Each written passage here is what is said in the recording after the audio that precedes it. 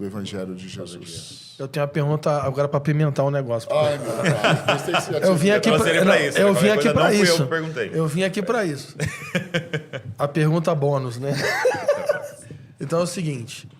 Você foi gerado num movimento pastoreado por americanos, mentoreado por americanos, se casou com um americano, mora nos Estados Unidos, cria filho nos Estados Unidos e durante a pregação você ainda fala inglês, porque, né?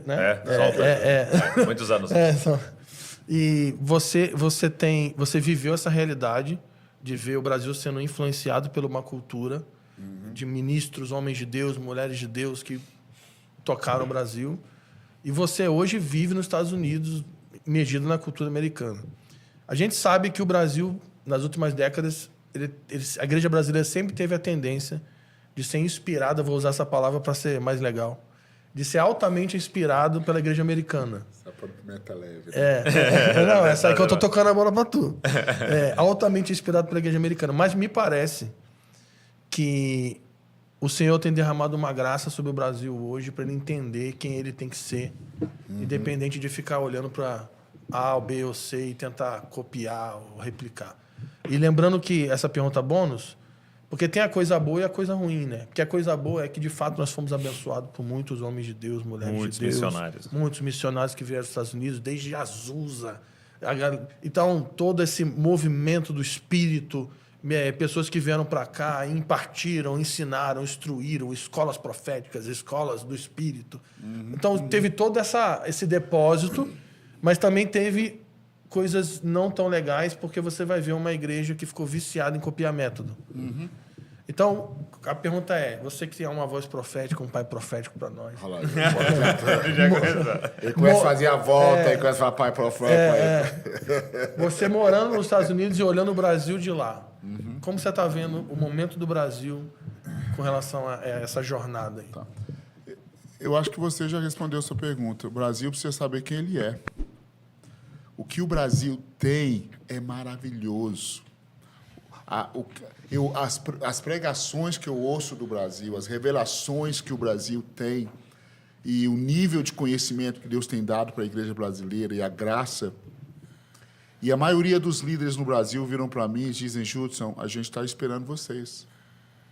A gente crê que vocês no Brasil têm algo para nós. Os líderes americanos. Líderes americanos. E há um respeito neles, mas nós nem sabemos direito o que é que a gente tem. Porque a gente sempre fica olhando para fora. Tipo assim, o que é bom vem de fora. O que é bom está de fora. É o importado, né? É o importado e tudo mais. Mas a gente não percebe que, meu pai... Eu olho para o Brasil, vou ser sincero para vocês. Eu sei que tem um monte de defeitos. Mas eu olho para o Brasil e falo, meu pai, que é isso? Que coisa que eles estão escrevendo? Que coisas que eles estão falando? Se eles pudessem entender isso, praticar isso, entender quem eles são, eles vão mudar o mundo, vão impactar as nações. Então, acho que a igreja brasileira precisa parar de copiar.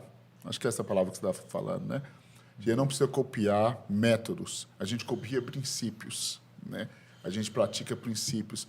Mas a igreja brasileira tem um chamado para essa hora e um papel nessa hora fenomenal no mundo e nas nações. É o que eu creio. Né? E você olhando assim, o que você diria? Algum aspecto da vocação da igreja brasileira, assim, você diria? Tem algumas coisas que eu acho, mas uma só que eu vou falar. Fala só uma. Eu falo que lá da igreja, por exemplo, eu falo com os irmãos, uma igreja americana, ou algumas na Europa que a gente trabalha, você chega na igreja, demora 5 anos, você está lá, você conhece 1 ou 2 pessoas. Uma igreja brasileira, na outra semana, você já está fazendo churrasco com os pastores e comendo tudo. O brasileiro tem uma santa poderosa, eu diria, uma santa intromissão da glória de Deus. Vamos dizer. Entendi. No outro dia, você já liga para o cara, você já sabe o que é. Parece que o Brasil tem um formato de comunidade.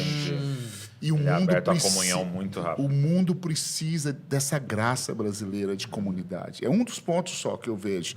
O Brasil, ele consegue não enxergar the boundaries, os muros, né? Que existem. Não, você não pode chegar aqui. O brasileiro chegar aqui é onde? Já Você tô lá do pulou, lado. já tô lá dentro. Abraçado. Então, isso é lindo, Douglas. Isso é maravilhoso, porque o brasileiro, de repente, não, já estou aqui. Ele é evangelista nato. Não, já estou. Vim aqui na sua casa. Não, mas você tem que marcar uma reunião. Você não marcou. Não, marcar reunião, não vi esse muro, não. Eu já estou aqui já.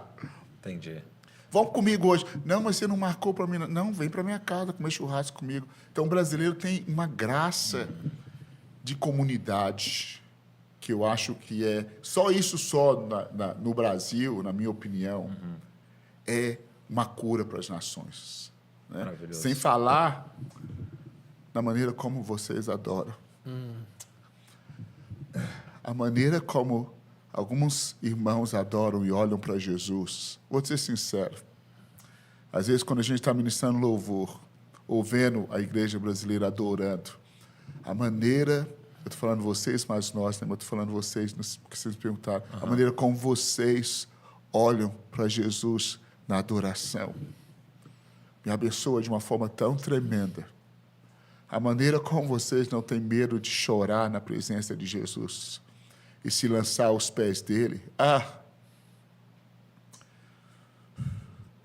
Isso é maravilhoso. A maneira como vocês amam Jesus. Né? Isso é fenomenal. É como se o Brasil fosse o coração, Ele né, é de algumas apaixonado, coisas. né? Essa paixão. Então, as igrejas nas nações precisam desse fogo, dessa paixão. Né? Mas o Brasil não tem só isso, tem bons teólogos no Brasil. Sim. Né? Tem maus também, mas a gente não vai falar sobre eles hoje. Não vamos falar sobre Hoje eles não. hoje, Fábio. Hoje não, né? De deixar para o chairman. Tem muito. Eu vi uma vez um amigo falando, uma das vocações do Brasil, ele disse que era a glossolalia. Né? O que é isso? Essa multiforme sabedoria de Deus, né? Por exemplo, você tem lá nos Estados Unidos uma igreja de negros, uma igreja de brancos, uma igreja de asiáticos, latinos, né? latinos. Você não tem no Brasil. Não existe Eu nunca isso. fui numa igreja de negro no Brasil. Então é tudo extremamente misturado. Aí até ele brincou, né? De tipo, é o único lugar que você tem um hospital sírio-libanês no mundo, né? É verdade. Como que você tem um sírio-libanês? Que os caras não estão se dando em outros lugares, porque que aqui a gente consegue... E ainda chama todos de turco. Né? Tipo assim,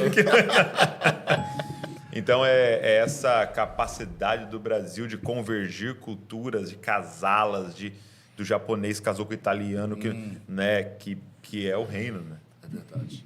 Que é o reino de Deus. Né? Simplesmente o Brasil não enxerga essas coisas. Isso É o uma que você graça. fala dos boundaries, né? Eles não Desses enxergam limites, os né? boundaries. Eles simplesmente está lá. Isso é maravilhoso. Parece que Jesus também não... Mas você não está vendo que você não pode falar com essa mulher? Você não viu o muro que tem aqui há 100 anos, há 500 anos? Que muro? Ele já sentou, me dá água, vamos bater papo, vamos conversar. Então, acho que essa é uma característica do Brasil que é fenomenal.